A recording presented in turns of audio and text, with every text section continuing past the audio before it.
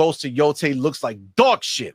Yes, it looks like it was born out of a PlayStation 3's asshole and glued together and then put on to a PlayStation 4, and then they stamped that shit with the PlayStation 5 logo. All right, everybody, welcome back to another Xvault gaming video. Xvault here, and today I want to go over a much more deeper look into the Ghost of Yotei, and in regards to that, right off the bat, I know this isn't necessarily a Salty Batch Files episode, but I do want to go over the fact that they're still trying to downplay the greatness that is the Ghost of Yotei. When this game drops, it's going to be something else, let me tell you. But without further ado, let's go ahead and jump to it.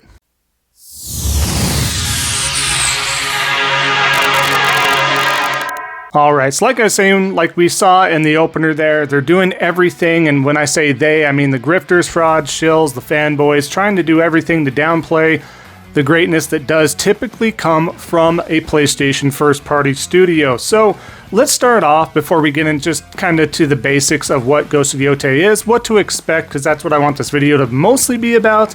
I do want to go over just some a premise of the foundation of why they're still upset about it. But again, we got to bring up Gaz, because we did miss this in the last Salty Batch Files. I wanted to include, didn't want it to run too long, but as you can see here, he mentions back in September, right, of last year, not gonna lie, Ghost of Yotei kind of looks exactly like the PS4 game. Those visuals aren't exactly screaming next gen.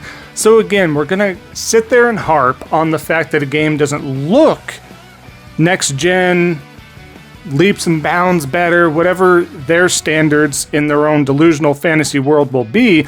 Again, last time we were talking about Hellblade 2 and how good it looked, but again, gameplay severely lacking. Personally, I'd rather have amazing gameplay with great looking visuals still, as opposed to anything else. But again, as we have some previous receipts there, he says Starfield looks stunning. Okay, his words.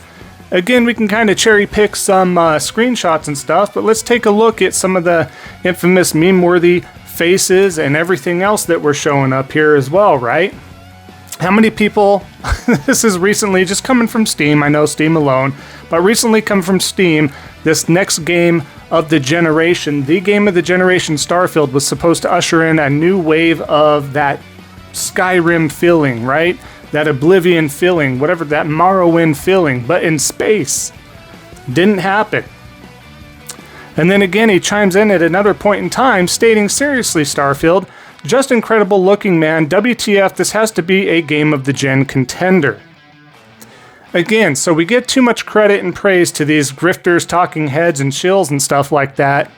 They don't have any basis to claim, right? They really don't. They constantly miss the mark, and they want to downplay what games are, what games mean to the gamers out there, to people in general, why we love the hobby, why we love the games. So just keep that in mind. Anybody wants to sit there and rain on your parade, if you're looking forward to Ghost of Yotei because you're a huge fan of Ghost of Tsushima, or you just recently found out about Ghost of Tsushima, played through it, starting to play through it, you love it, you want to look forward to this pseudo-sequel, well, here we are. Enjoy it. Let's go over what the Ghost of Yotei is actually about. So, in regards to Games Radar Plus is what I'm taking this from, and we'll show a good part of the state of play here while we're talking about it, but the latest Ghost of Yotei trailer reveals not only October 2nd release date, but new story details related to our player character's backstory. Playing as lone mercenary Atsu, we will be striking names off a hit list. Atsu is driven to chase down the murderous thugs known as the Yotei Six, thanks Kill Bill, right? Who killed her family, and very nearly her too. Surviving the ordeal, Atsu is now ready to wreak havoc upon her enemies and take an eye for an eye, and we'll be able to hunt down the targets in any order we like. Yotei looks to be a tale of vengeance, though set in such a beautiful natural world, there should be plenty of time to check out each Sakura Blossom Acre. We want you to have, quoted stating, we want you to have the freedom to explore Etzo, however, or Itzo, you decide to. Sucker Punch says in a PlayStation blog post, and trust me, we will. With another brief look at the upcoming adventure during the State of Play June 2025 showcase, we got a fresh trailer with footage captured on the PS5 confirming we can expect to see a dedicated State of Play show for Ghost of Yotei in July, with a deep dive look at gameplay, exciting stuff, right? So later on They came out. There's a bunch of different stuff we can do, and we'll just kind of bullet point this as we all know here. But physical items included in the Ghost of Yotei Collector's Edition, by the way, Ghost Mask, Sash, Suba, Papercraft, Ginkgo Tree, Art Cards, Zeni, Hajiki, Coin Game, and Pouch. Digital items, by the way, if you do get the Digital Collector's Edition, you get the full game, obviously, the Snake Armor, Digital Deluxe Armor Die, Digital Deluxe Horse and Saddle, Sword Kit, Traveler's Maps, Early Unlock, of course, and a Charm.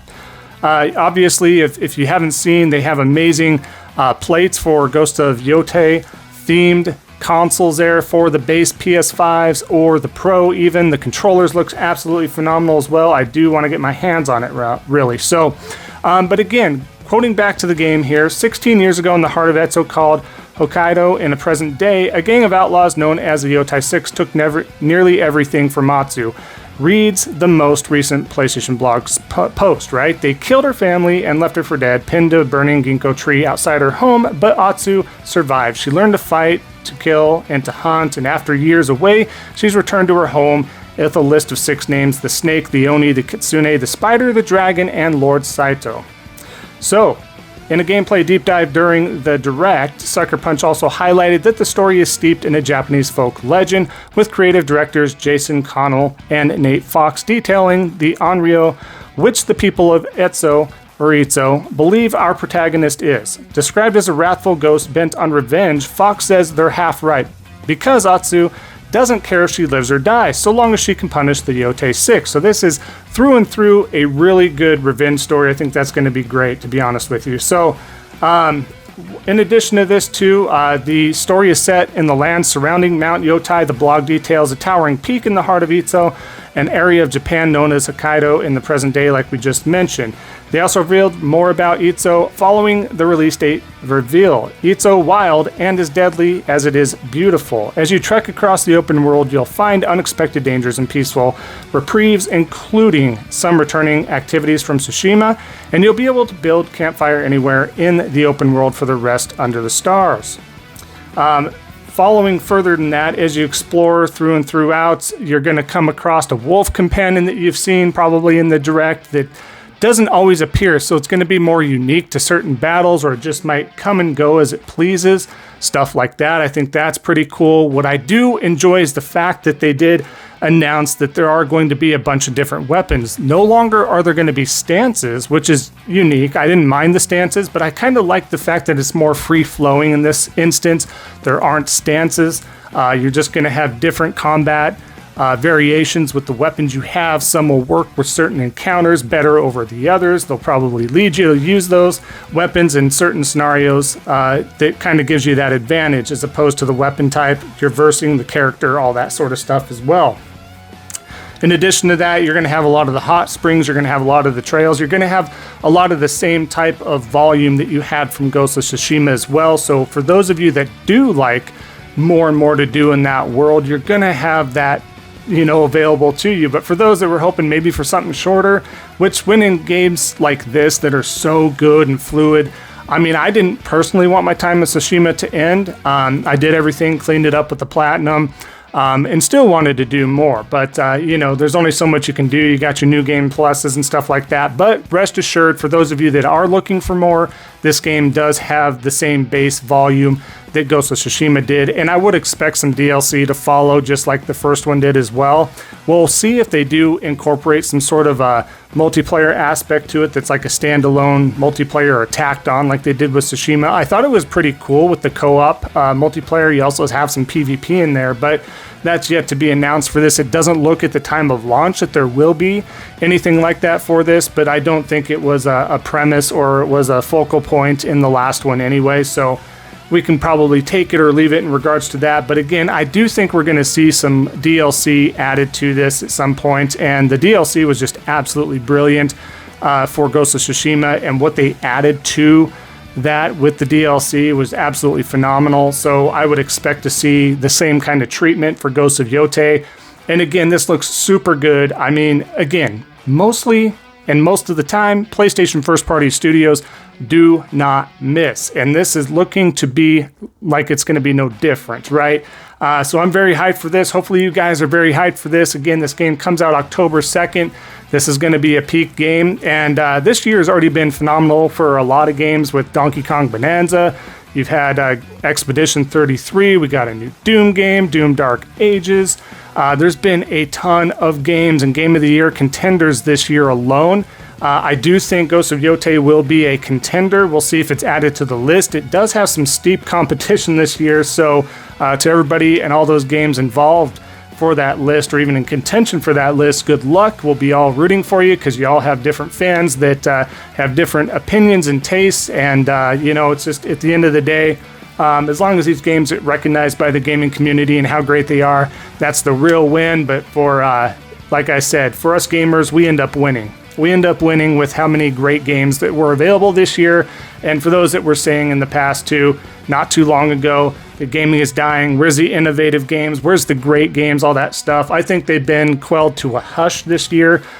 So again, looking forward to this and many other games. And heck, we even get some stuff for us old timers like myself in regards to Final Fantasy Tactics Remastered coming out later this year and all sorts of stuff. So lots of good stuff, guys, but enjoy.